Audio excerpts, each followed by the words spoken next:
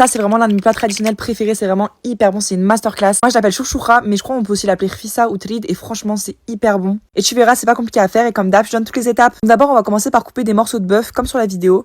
Ensuite, on va couper des oignons. Et on va mettre le tout à cuire. Donc pour ça, on va prendre une grosse marmite. Dedans, on va mettre du coup de l'huile. On met toutes les quantités en description. Et ensuite, on va venir faire revenir du coup nos bouts de bœuf. Une fois qu'ils sont cuits de tous les côtés, on va venir rajouter les oignons et on va laisser cuire tranquillement. Après, on va rajouter du sel, du poivre noir, du paprika avec aussi du curcuma. On rajoute un bâton de cannelle et ensuite on mélange bien le tout et après on vient rajouter du concentré de tomate. On remélange, on laisse cuire quelques minutes et ensuite on va venir couvrir d'eau. Donc on met de l'eau histoire de recouvrir toute la viande et après on met le tout à cuire sous pression pendant 30 minutes. À côté on va couper des légumes, donc là j'ai pris carottes, navets et pommes de terre. Au bout de 30 minutes tu vérifies si ta viande elle est bien cuite. Si elle est bien cuite, tu vas rajouter du coup les légumes avec des pois chiches. Tu peux aussi mettre du poulet si tu veux. Après tu remets à cuire pendant 15 minutes. Au bout des 15 minutes tu vas rajouter de la purée de tomate avec encore un petit peu de concentré de tomate. Là tu vois la couleur si on a assez ou pas. Tu recouvres et tu relaisses cuire pendant 15 minutes. Et la tasse c'est prête et maintenant du coup on peut passer à la suite. Pour ça tu vas venir couper la pâte avec les ciseaux un peu en forme de carré. Et ensuite tu vas les faire cuire à la vapeur histoire qu'elles se ramollissent un petit peu. Donc, tu penses bien à mélanger parfois pour que la cuisson elles sont bien homogènes. Et une fois qu'elles ont bien fondu, qu'elles ont une bonne consistance, tu peux les enlever et maintenant on peut passer au montage. Donc pour la présentation tu prends une grande assiette, tu mets tes frites dedans